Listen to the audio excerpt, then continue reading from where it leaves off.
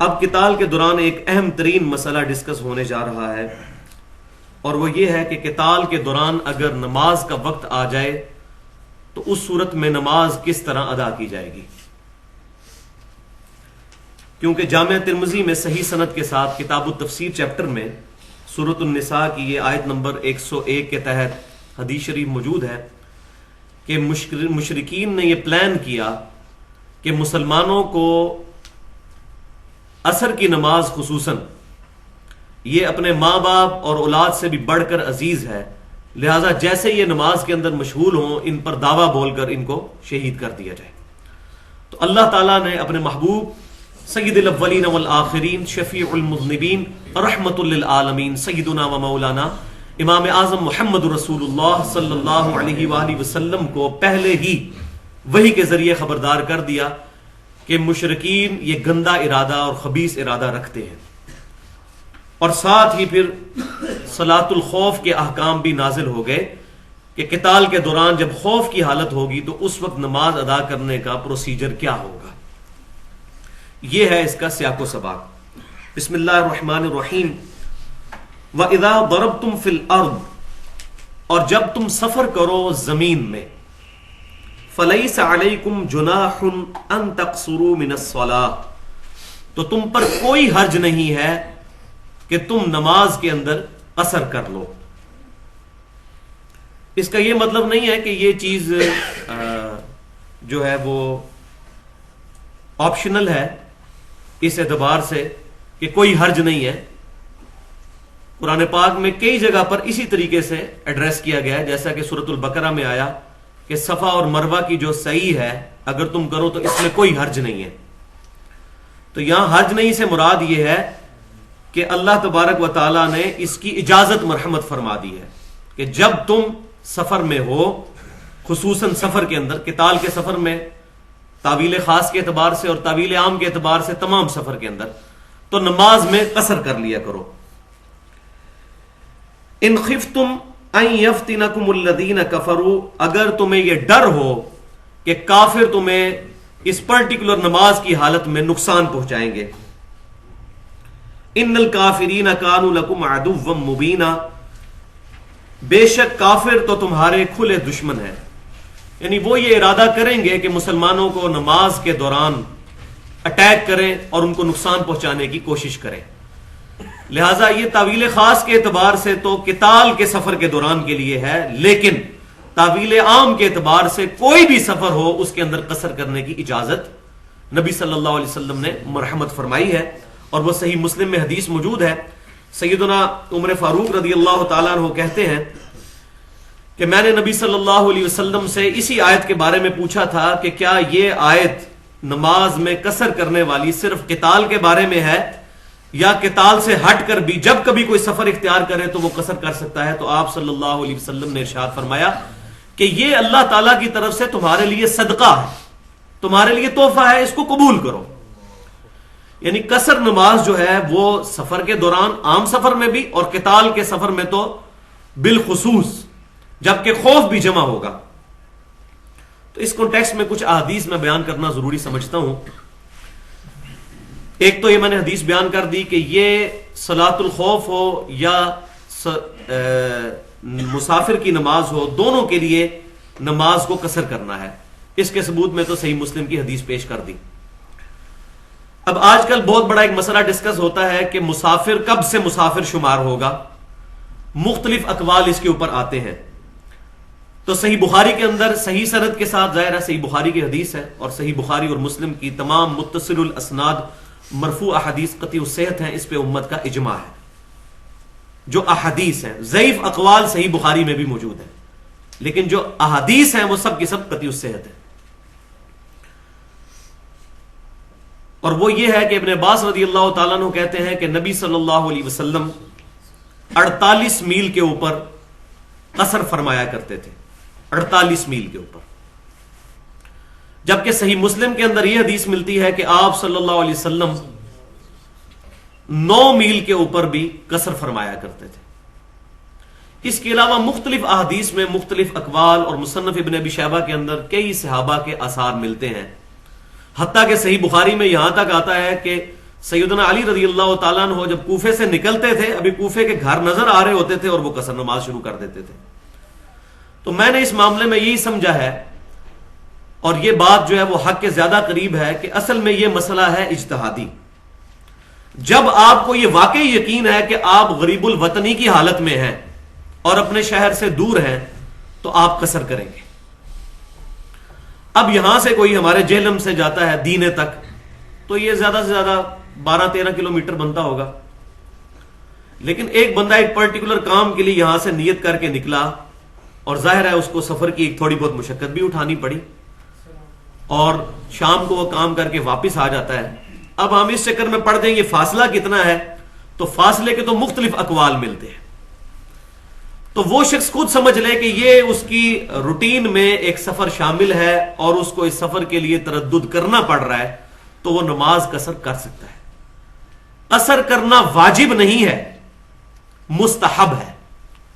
اس میں امام حنیفہ رحمۃ اللہ علیہ کا جو موقف ہے وہ منفرد ہے. ان کے نزدیک نمازیں قصر کے ساتھ پڑھنا یہ واجب ہے، جبکہ باقی تمام ائمہ محدثین اور فقہاء کرام کا یہی موقف ہے کہ نماز قصر کرنا سنت ہے، مستحب ہے. اگر کوئی نہیں کرتا تو وہ گنہگار نہیں ہوگا. انشاءاللہ میں حدیث بھی اس پہ پیش کر دوں گا. تو سفر جو ہے اگر آپ خود سمجھ رہے ہیں کہ یہ واقعی سفر ہے تو اس سفر کے اوپر قصر کریں. اب اس میں کوئی یہ بھی سوچ سکتا ہے کہ جی یہ آج کل جہاز کا اور ٹرین کا بڑا آرام دہ سفر ہوتا ہے. بھائی جتنا مرضی آرام دہ سفر ہو، سفر اپنا آپ ضرور انسان کو دکھاتا ہے. اس میں انسان کو بھوک پیاس اور ان تمام چیزوں سے گزرنا پڑتا ہے، تو وہ قصر کرے گا. اب دوسرا مسئلہ اس کے اندر یہ آتا ہے، ایک تو یہ مسافت کا، دوسرا ہے مدت کتنی ہو. تو اس میں صحیح بخاری کے اندر سیدنا عبداللہ بن عمر رضی اللہ تعالیٰ عنہ سے روایت ہے کہ آپ صلی اللہ علیہ وسلم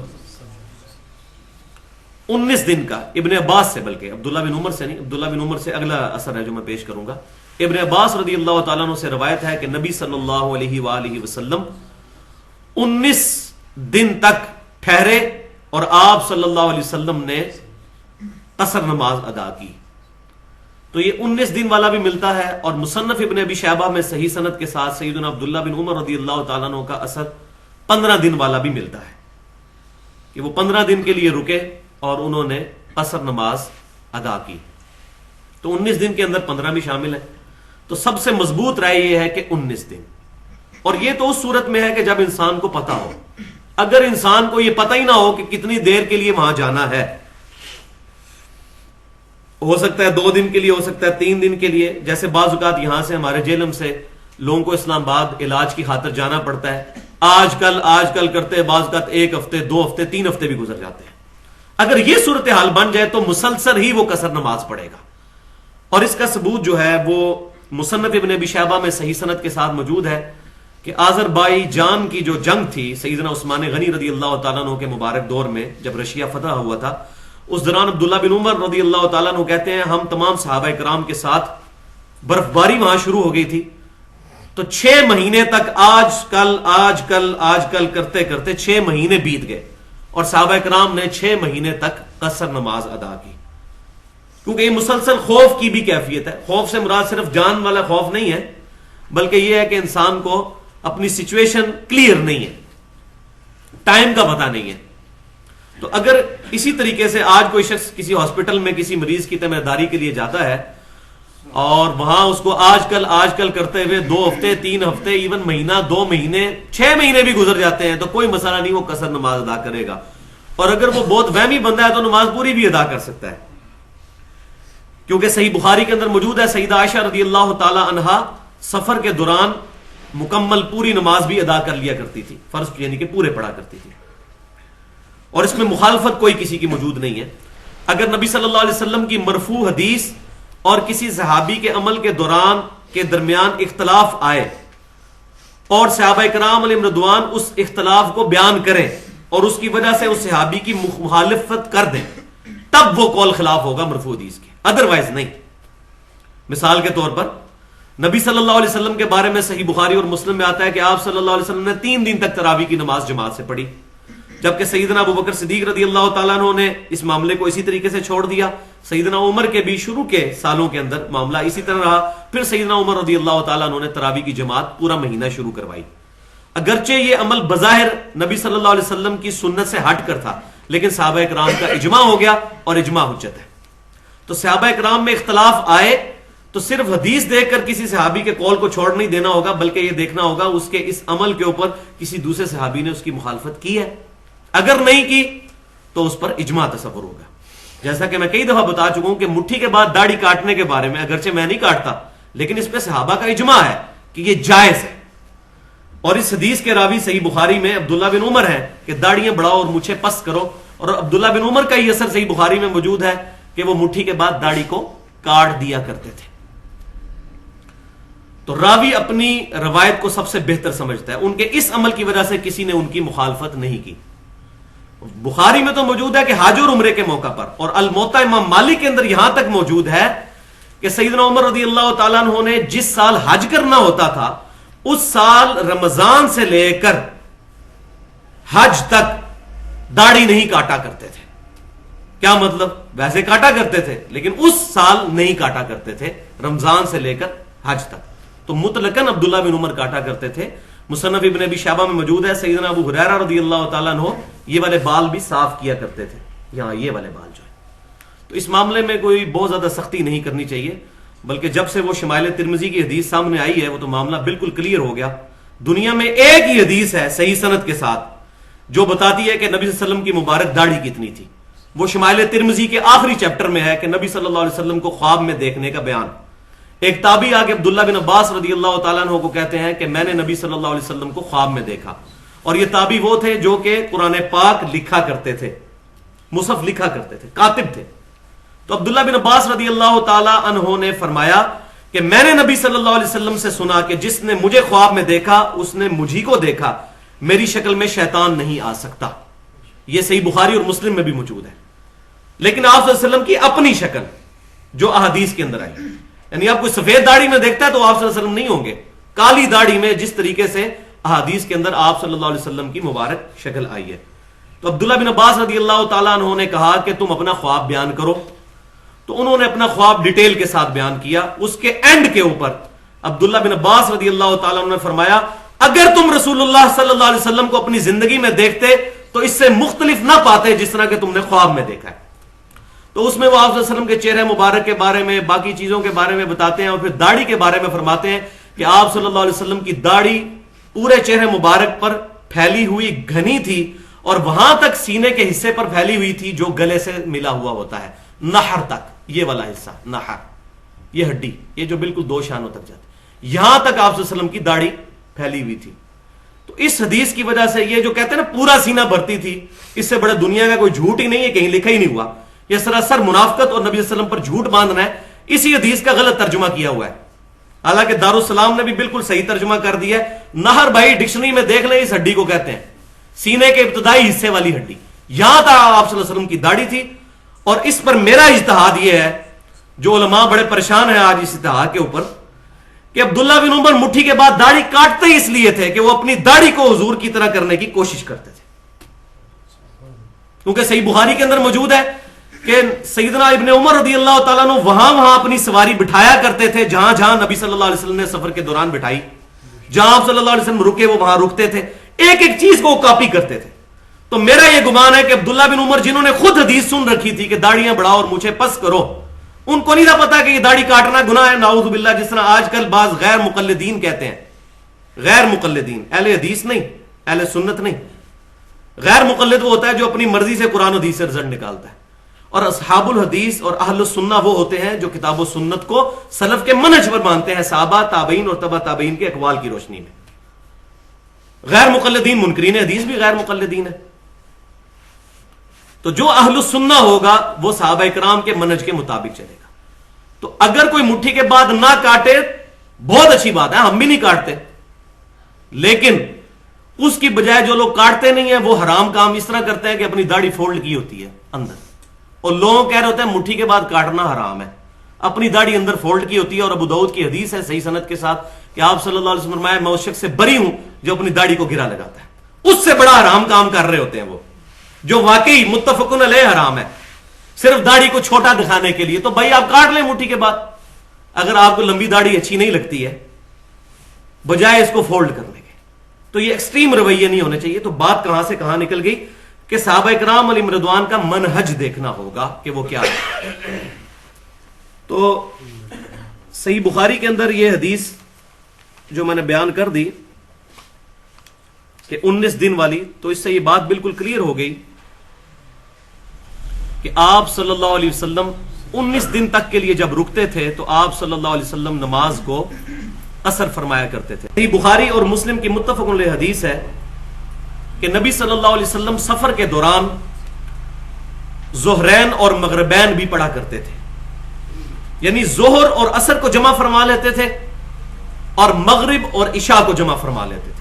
اور جامعہ ترمذی میں اس کی ڈیٹیل صحیح سند کے ساتھ موجود ہے کہ آپ صلی اللہ علیہ وسلم دونوں طریقوں سے جمع فرما لیا کرتے تھے، یعنی ظہر کے ساتھ عصر بھی اور کبھی عصر کے ساتھ ظہر بھی، اسی طریقے سے مغرب کے ساتھ عشاء بھی یا کبھی عشاء کے ساتھ مغرب۔ اور باقی تیسرا طریقہ جو ہے درمیان میں جمع کرنا، جمع سوری، یعنی ظہر کو آخری وقت میں پڑھنا اور عصر کو اول وقت میں اور مغرب کو آخری وقت میں اور عشاء کو اول وقت میں، اس پہ تو پوری امت کا اجماع ہے، اس پہ تو حنفی بھی مانتے ہیں کہ اگر جمع سوری کر لی جائے۔ اب ایک اور مسئلہ جو بڑا امپورٹنٹ ہے وہ جمع بین الصلاتین کے اعتبار سے ہے کہ عام حالت میں کیا نمازیں جمع کر کے پڑھی جا سکتی ہیں۔ تو اس میں بھی صحیح مسلم کے اندر اوپر تلے 3 احادیث کنٹینیوس موجود ہیں کہ سیدنا ابن عباس رضی اللہ تعالیٰ عنہ کہتے ہیں کہ نبی صلی اللہ علیہ وآلہ وسلم نے بغیر خوف کے، بغیر بارش کے ہمیں مدینہ شریف میں نمازیں جمع کر کے پڑھائیں، ظہر اور عصر اور مغرب اور عشاء۔ تو تابعی نے پوچھا کہ یہ کس لیے کیا تھا آپ صلی اللہ علیہ وسلم نے؟ تو ابن عباس رضی اللہ تعالیٰ عنہ نے فرمایا تاکہ امت پر کوئی مشقت نہ رہے اس معاملے میں، یعنی یہ آپشن بھی ایک موجود ہے۔ لہٰذا ہمارے جو اہل تشیع بھائی نمازوں کو جمع کرتے ہیں تو یہ کوئی اتنی ناپسندیدہ بات بھی نہیں ہے۔ کبھی کبھار نمازوں کو جمع کرنے کے اوپر تو اہل سنت کا بھی اجماع ہے، البتہ اس کو روٹین بنا لینا تو مزے کی بات ہے کہ یہ اہل تشیع کی کتابوں میں بھی یہ بات لکھی ہوئی ہے کہ جمع بین الصلاتین کرنا عام حالت کے اندر روزانہ اور ہمیشہ کرنا یہ پسندیدہ عمل نہیں ہے، صرف جواز کی حد تک ہے۔ پاکستان نظریاتی کونسل جو ہے، اسلامی نظریاتی کونسل پاکستان میں، انہوں نے ایک کتاب لکھوائی ہے پاکستان کے دینی مسالک، ثاقب اکبر صاحب سے۔ انہوں نے تمام مکاتب فکر کے علماء کے ساتھ انٹرویوز کرنے کے بعد بریلوی، دیوبندی، اہل حدیث، شیعہ، اسماعیلی، ان سب لوگوں سے انٹرویوز کرنے کے بعد، ان کے علماء سے ریٹن فارم میں ان کے عقیدے لینے کے بعد ایک کتاب لکھی ہے پاکستان کے دینی مسالک۔ تو اس میں جو شیعہ والا چیپٹر ہے اس میں شیعہ علماء نے یہ بات لکھ دی ہے کہ نمازوں کو جمع کرنا ہمارے نزدیک مستحب نہیں ہے، اگر کوئی کر لے تو یہ جواز کی حد تک ہے، اس کی روٹین کوئی مستحب کام نہیں، لہذا یہ بھی کوئی اتنا بڑا مسئلہ نہیں ہے۔ شیعہ کو بھی یہ چاہیے کہ اس کو روٹین نہ بنائیں، اور اہل سنت کو بھی یہ چاہیے کہ جو لوگ جمع کر رہے ہیں ان کے بارے میں نرم گوشہ رکھیں، اس میں بڑی ٹالرنس موجود ہے، ظہر، عصر، مغرب اور عشاء۔ بہرحال سفر کے دوران تو ہمیشہ ہی سنت ہے۔ اور الموطا امام مالک میں صحیح سند کے ساتھ موجود ہے کہ ابن عمر رضی اللہ تعالی عنہما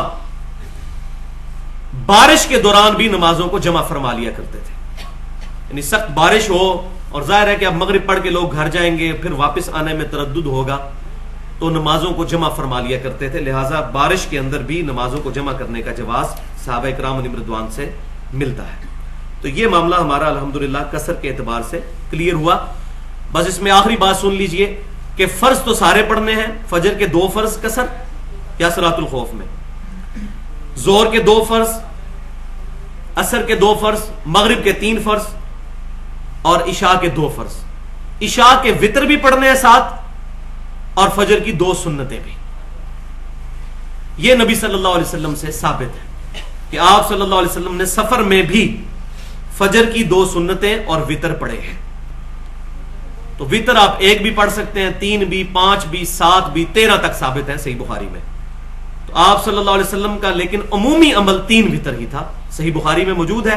ایک تابعی کہتے ہیں کہ ہم نے تو صحابہ کرام کو اسی عمل پر پایا کہ 3 وتر وہ پڑھتے تھے, جو صحیح بخاری اور مسلم کی متفق علیہ حدیث ہے. سیدہ عائشہ کہتی ہیں رمضان ہو یا غیر رمضان نبی صلی اللہ علیہ وسلم 11 رکعت سے زیادہ عموماً نہیں پڑھا کرتے تھے.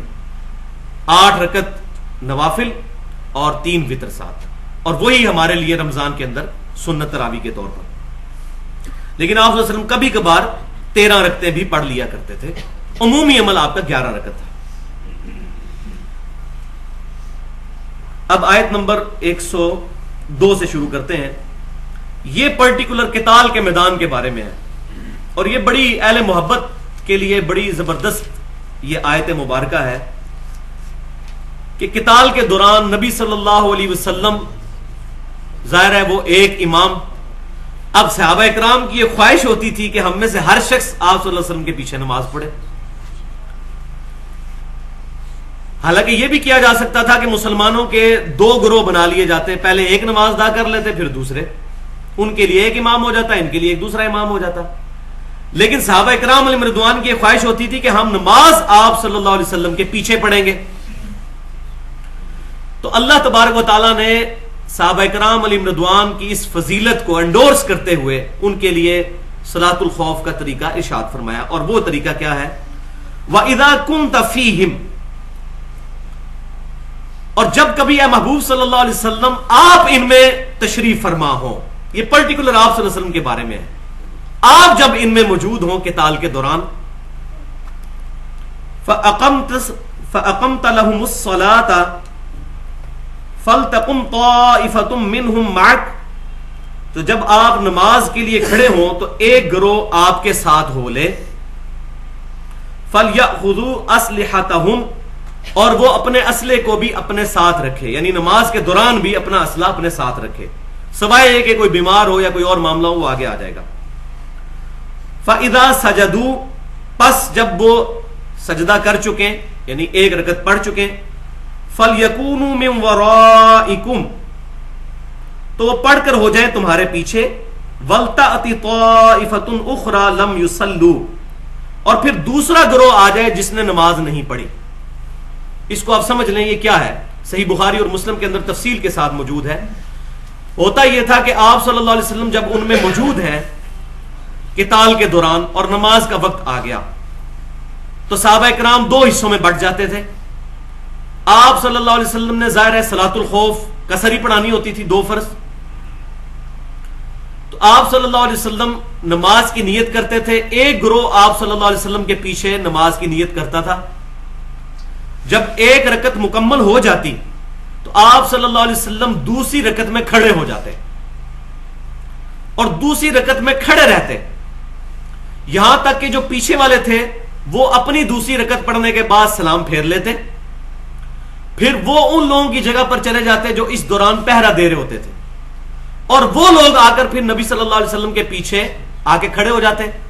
آپ صلی اللہ علیہ وسلم کی دوسری رکعت ہوتی کیونکہ آپ اتنی دیر کھڑے رہتے, اور ان کی پہلی رکعت ہوتی. پھر آپ صلی اللہ علیہ وسلم ان کو بھی ایک رکعت پڑھاتے, اور پھر آپ صلی اللہ علیہ وسلم اتحیات بیٹھ جاتے تشہد میں. لیکن اب جو پیچھے آگے کھڑے ہوئے ہیں ان کی تو ایک رکعت ہوئی ہے, تو آپ صلی اللہ علیہ وسلم تشہد میں بیٹھے رہتے یہاں تک کہ وہ پیچھے والے اپنی دوسری رکعت بھی خود سے مکمل کر لیتے, اور پھر آپ صلی اللہ علیہ وسلم ان کے ساتھ ہی سلام پھیرا کرتے تھے. یہ طریقہ ہوتا تھا. یہ محبت کے نظارے ہیں جناب, کہ نبی صلی اللہ علیہ وسلم کے پیچھے نماز پڑھنے کی فضیلت کو حاصل کرنا. وَإِذَا كُنْتَ فِيهِمْ, اور اے محبوب جب تم ان میں تشریف فرما ہو, یہ اس وقت کے لیے پرٹیکولر.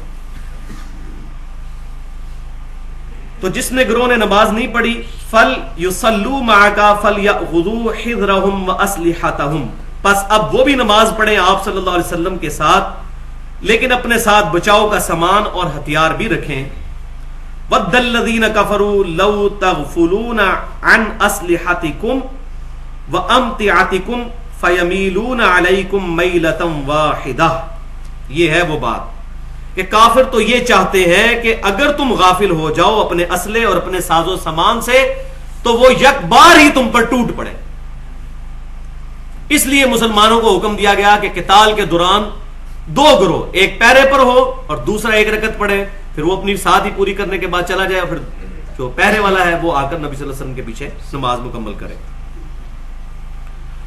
ولا جناح علیکم ان کان بکم اذم من مطر او کنتم مرضی، اور تم پر کوئی حرج نہیں ہے کہ تمہیں تکلیف بارش کی وجہ سے ہو یا تم بیمار ہو، ان تضعوا اسلحتکم، تو تم اپنے ہتھیار اٹھ کر سائڈ پہ رکھ سکتے ہو، بارش کے دوران بھی اور تکلیف کے دوران بھی۔ ظاہر ہے کہ اس وقت انسان کو مشقت اٹھانی پڑتی ہے کہ اگر وہ نماز کے دوران ہتھیار بھی اپنے ساتھ رکھے ہوئے ہوں، لیکن بات یاد رکھو وَخُذُوا حِذْرَكُمْ، لیکن تم دشمن کی نقل و حرکت کے معاملے میں ہوشیار رہو۔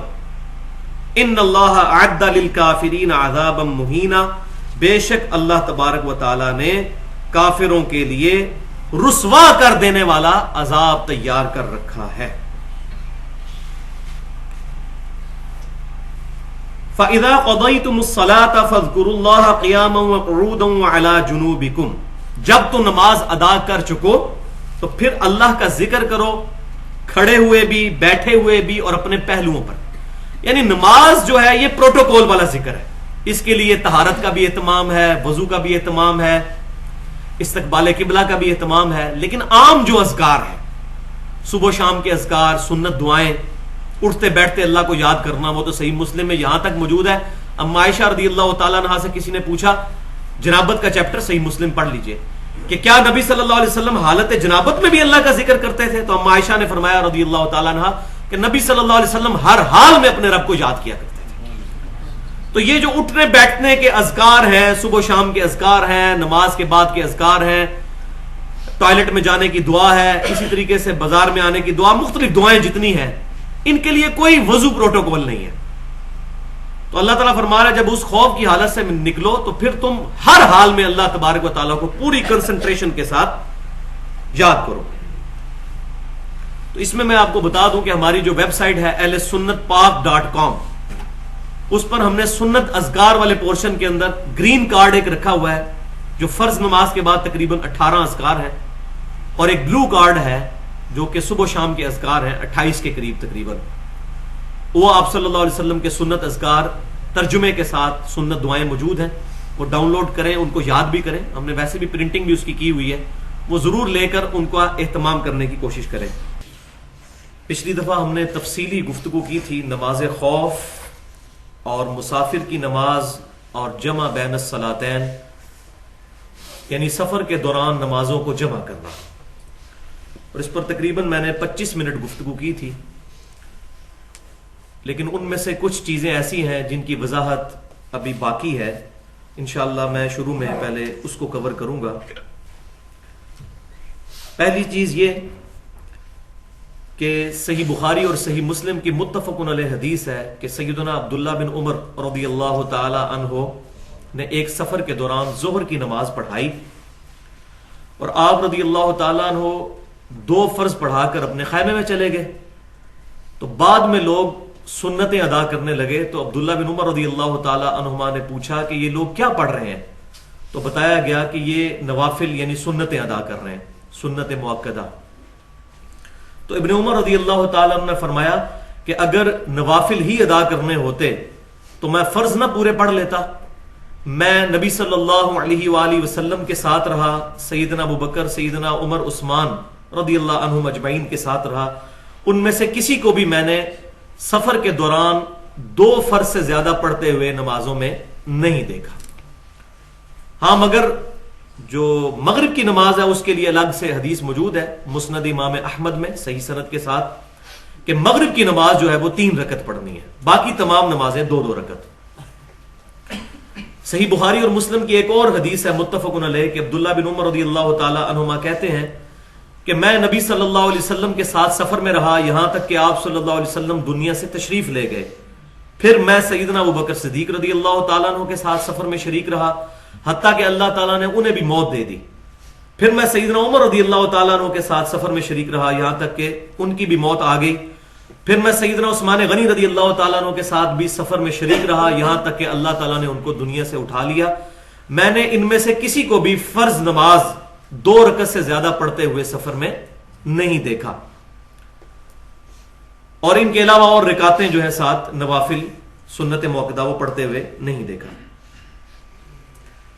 لیکن یہاں یہ بات بھی یاد رکھیں کہ ابن عمر رضی اللہ تعالی عنہما، صحیح روایت ہے، صحیح بخاری اور مسلم کی متفق علیہ حدیث ہے، وہ کہتے ہیں کہ نبی صلی اللہ علیہ وسلم سفر کے دوران فرض نماز سواری سے اتر کر زمین پر پڑھا کرتے تھے، جبکہ آپ صلی اللہ علیہ وسلم نفلی نماز، تہجد اور وتر وغیرہ سواری پر ہی ادا فرمایا کرتے تھے اور رکوع اور سجدوں کے لیے اشارہ فرمایا کرتے تھے، اور اس میں قبلے کا بھی اہتمام نہیں کرتے تھے۔ سواری جہاں جہاں مڑتی جاتی آپ صلی اللہ علیہ وسلم اسی طرح نماز پڑھتے چلے جاتے۔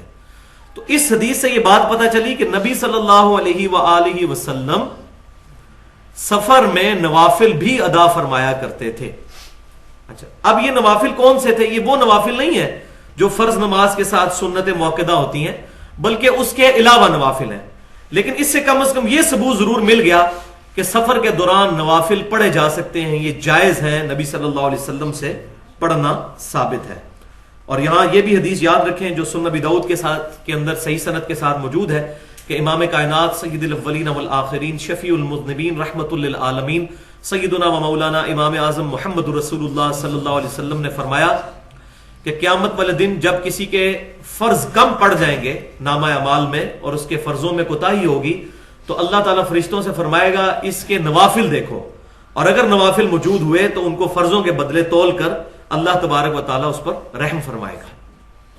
تو یہ نفلی عبادات جتنی ہیں ان کو معمولی نہیں سمجھنا چاہیے، لیکن اس میں بھی پینڈولم کی دو ایکسٹریم ہے۔ بعض لوگ یہ کہتے ہیں کہ فرض نماز کے علاوہ نوافل بھی پڑھنا سفر کے دوران یہ ضروری ہے، تو ان کا موقف بالکل غلط ہے۔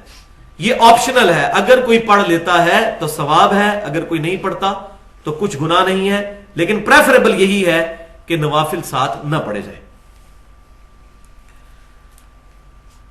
اسی طریقے سے جو لوگ ڈرائیورز ہیں یا نوکری پیشہ لوگ ہیں، یورپ کے اندر، امریکہ کے اندر لوگ کافی زیادہ لمبا سفر کر کے سب ویز کے ذریعے، ٹرینز کے ذریعے دوسرے شہروں میں جا کر نوکریاں کرتے ہیں اور ان کا اچھا خاصا سفر بنتا ہے، تو ان کے لیے بھی شریعت میں یہی حکم ہوگا کہ وہ اپنے سفر کے دوران نمازوں کو جمع کر سکتے ہیں، چاہے روزانہ ان کو جانا پڑتا ہے، روزانہ نمازیں جمع کر سکتے ہیں، ظہر اور عصر اور مغرب اور عشاء، اور دو دو رکعت پڑھیں گے، مغرب کے 3 فرض پڑھیں گے اور عشاء کے ساتھ وتر بھی پڑھیں گے۔ تو اس میں یہ نہیں دیکھا جائے گا کہ یہ روزانہ کا سفر ہے۔ اب یہاں سے ہمارے جہلم سے بھی اسلام آباد کے لیے یا لاہور کے لیے کئی ڈرائیور ہیں جو روزانہ سفر کرتے ہیں، تو یہاں سے اگر نکلتے ہیں تو ظہر جا کے ظہر اثر جمع کر سکتے ہیں لاہور پہنچ کے، اس طریقے سے واپس آ کے مغرب اور عشاء یہاں پر جمع کر سکتے ہیں۔ میں نے پچھلی دفعہ ڈیٹیل سے بتایا تھا۔ تو جمع بین الصلاتین کوئی ایشو نہیں ہوگا، بلکہ سفر حج کے دوران تو حنفی بھی یہ بات مانتے ہیں کہ نبی صلی اللہ علیہ وسلم نے میدان عرفات میں ظہر اور عصر کو جمع فرمایا اور مزدلفہ کے اندر مغرب اور عشاء کو جمع کیا، اور حنفی بھی وہاں جا کر نمازیں جمع کرتے ہیں، اگرچہ وہ عام حالت میں عام سفر میں نمازیں جمع کرنے کے قائل نہیں ہے۔ اب یہاں یہ بھی بات یاد رکھیں کہ ٹرین کے اندر اور ہوائی جہاز کے اندر جو نماز پڑھی جاتی ہے اس کے بارے میں اکثر لوگ پوچھتے ہیں کہ اس میں نماز پڑھنے کا کیا حکم ہوگا۔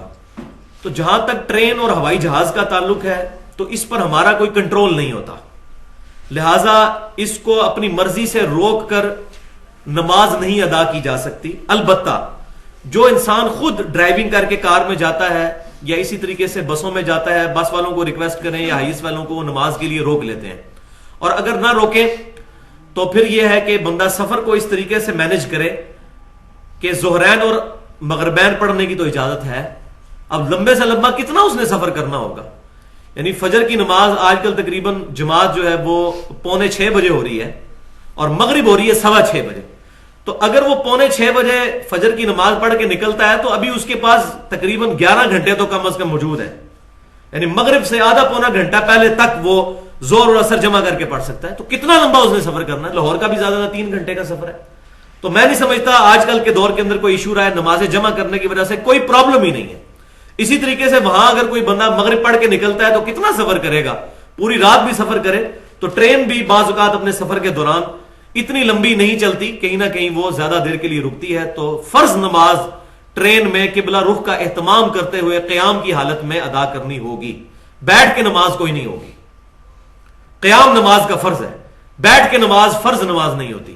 یا ٹرین سے اتریں یا ٹرین میں ہی کھڑے ہو کر جب اسٹیشن پہ ٹرین رکے تو نماز ادا کریں، اگر بالکل نہیں روکتی تو پھر جو ہے وہ چلتی ٹرین میں بھی نماز پڑھ سکتے ہیں, واجب الاعادہ بھی نہیں ہوگی. اسی طریقے سے جہاز میں بھی, جو سعودی ایئر لائن میں مجھے کافی دفعہ اتفاق ہوا ہے سفر کرنے کا, اس میں تو باقاعدہ انہوں نے نماز کے لیے پیچھے تھوڑا سا پورشن بنایا ہوتا ہے, اس پہ قبلہ ڈائریکشن بھی آ رہی ہوتی ہے, تو قبلے کا اہتمام اس سواری میں بھی کرنا ہوگا.